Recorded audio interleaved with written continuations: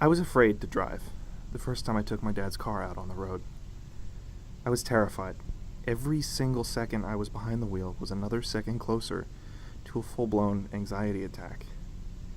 It took me 6 months to get over that, and by the time I was 16, I had decided that there was no reason for me to get my driver's license yet.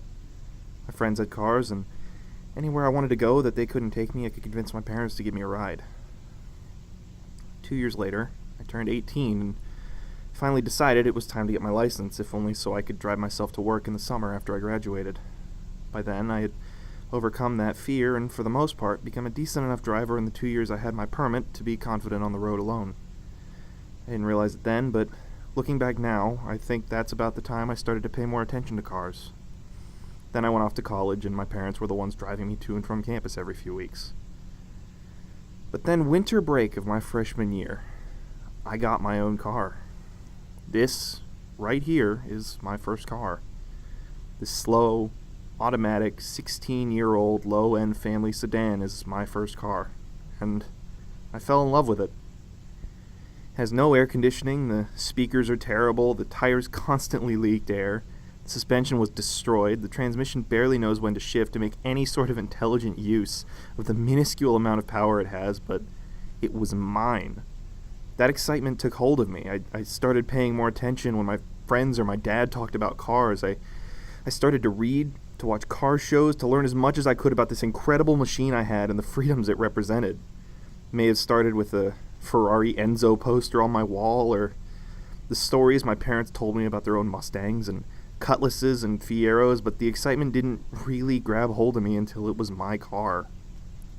To some of us, to me, a car isn't just an appliance, because even the slowest, most boring car on the road allows me to do things I could never do otherwise. I can travel incredible distances, incredibly short times. I can carry with me way more than I ever would alone, and that's just the beginning. There's a car for every purpose: sedans, coupes, hatchbacks, wagons, trucks, vans, crossovers. The list goes on, and every single one of them has someone like me who loves it for more than just transportation. And those people will take that car and turn it into something that is undeniably and uniquely them. Modifying a car is a lot like any other hobby. It often starts small with a few window decals here, maybe a shift knob there, or an exhaust upgrade, or maybe even a new set of wheels and tires, just to add your own personal aesthetic touch to the thing that means so much to you.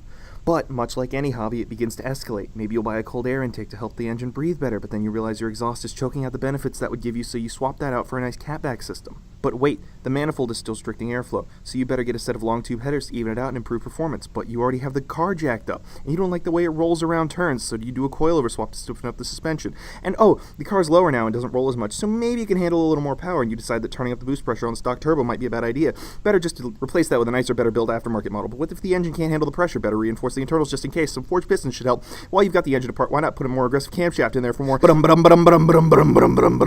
that sounds like a good idea. Yeah, I like that. But wait, what if you want to take it back to track? Well, I guess it's better time to look into roll cages just in case. You get the idea. A car, to most, is just a car, but to many, it's just as much an object of self-expression and experimentation as any other hobby or interest. You don't have to love the same things as someone else to understand their passions, but sometimes it helps just to have an idea of why they're passionate about them in the first place. Smile.